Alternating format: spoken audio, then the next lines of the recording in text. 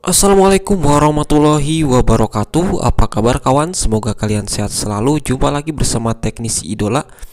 Di video kali ini kita kedatangan HP Samsung jadul ya. Dan di sini kita bisa lihat bagian untuk SIM-nya sudah tidak ada ya, bagian atas. Kasusnya yaitu tidak terbaca kartu SIM ya. Kita bisa lihat konektornya sudah pada bolong ya. Ini biasanya diakibatkan dari tertarik atau tercabut oleh kartu SIM zaman now ya.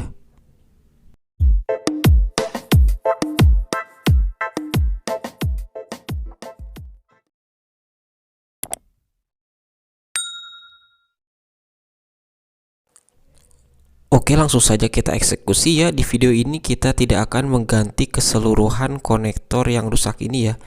Jadi ini adalah tips mudah. Biasanya saya lakukan tips ini pada HP-HP Samsung jadul ataupun HP Cina yang jadul ya, yang SIM-nya, yang konektor SIM-nya yang masih besar seperti ini ya. Kita coba langsung saja menggunakan sedikit timah ya di bagian konektor yang ompong tadi ya. Kita beri sedikit timah, bisa juga menggunakan sedikit plug ya. Di sini kita akan cungkil konektor yang sudah tidak bagus ini ya. Untuk konektor SIM-nya kita akan cungkil. Di sini ada dua konektor yang sudah bolong, langsung saja kita cungkil ya satu persatu. Dari banyak kasus biasanya untuk HP jadul ya, seringnya itu terjadi kerusakan di konektor SIM seperti ini ya. Ini diakibatkan dari kartu SIM zaman sekarang ya. Kartu SIM-nya yaitu bisa dibuat mikro ataupun yang lebih kecil ya. Jadi ketika kita sering mencabut ataupun mengganti kartu, maka kerusakannya yaitu pada konektor SIM yang ada di handphone ini ya. Jadi untuk cara memperbaikinya kita cukup mudah ya. Kita tarik dulu bagian konektor sudah ompong ini ya. Jadi tadi saya gunakan sedikit timah biasanya karena untuk mempermudah proses pencabutan ya. Karena timah yang asli bawaan HP-nya itu sangat keras ya. Kalau dikasih timah yang kita punya biasanya akan lebih mudah untuk mencabutnya. Oke, di sini kita bisa lihat ini adalah konektor yang sudah ompongnya ya. Kita buka. Di sini ada dua biji, langsung saja ya kita buka untuk konektor yang sudah ompong ini. Oke, setelah konektor kita cabut ya, selanjutnya kita beri sedikit fluk. Di sini difungsikan agar bagian dari yang tadi kita cabut ya rapih untuk jalurnya. Kita akan beri sedikit fluk. Di sini kita langsung saja ya beri sedikit fluk lalu kita solder. Ini adalah berfungsi agar nanti kita waktu pemasangan juga menjadi mudah ya karena sudah ada fluk. Dan selanjutnya di sini ada konektor baru ya, kita cabut di bagian belakangnya ya. Karena yang rusak ini adalah bagian belakang, di sini kita akan cabut saja dan langsung akan kita pasang pada konektor yang tadi sudah kita cabut. Untuk cara pemasangan cukup mudah ya, kita tinggal masukkan lalu kita tekan ke bagian dalam ya.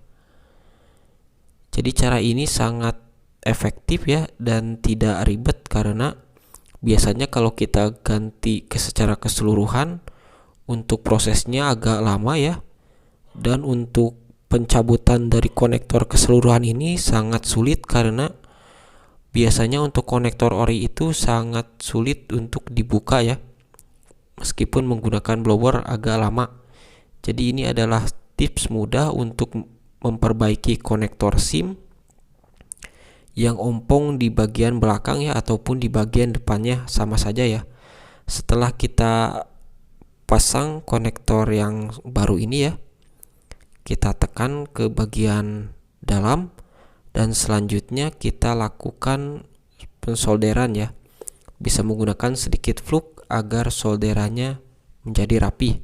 Oke, di sini kita bisa lihat sudah terpasang ya. Selanjutnya kita solder di bagian kaki-kakinya. Kita solder.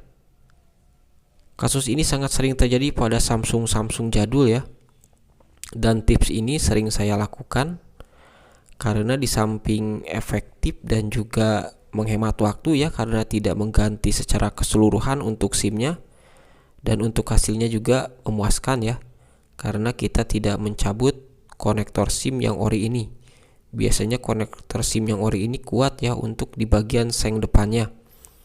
Oke, kita bisa lihat di sini saya melakukan penyolderan ya di bagian kaki-kakinya, di bagian kaki-kaki konektor SIM. Setelah dirasa sudah cukup ya untuk penyolderannya, kita bisa lihat di sini bagian konektor SIM sudah tidak ompong lagi ya, karena sudah diganti dengan yang baru. Ataupun kita bisa mencabut dari yang bekas ya, kita solder kembali. Dan di sini kita bisa lihat ini adalah hasil setelah kita melakukan penyolderan di bagian konektor SIM yang ompong ya. Oke, selanjutnya di sini kita langsung saja pasang casing belakangnya ya. Di sini saya tidak menggunakan dulu bautnya, kita akan coba langsung pasang kartu. Dan kita bisa lihat sudah terdetek ya, dan di sini ada pencarian, berarti kartu sudah bisa terdetek.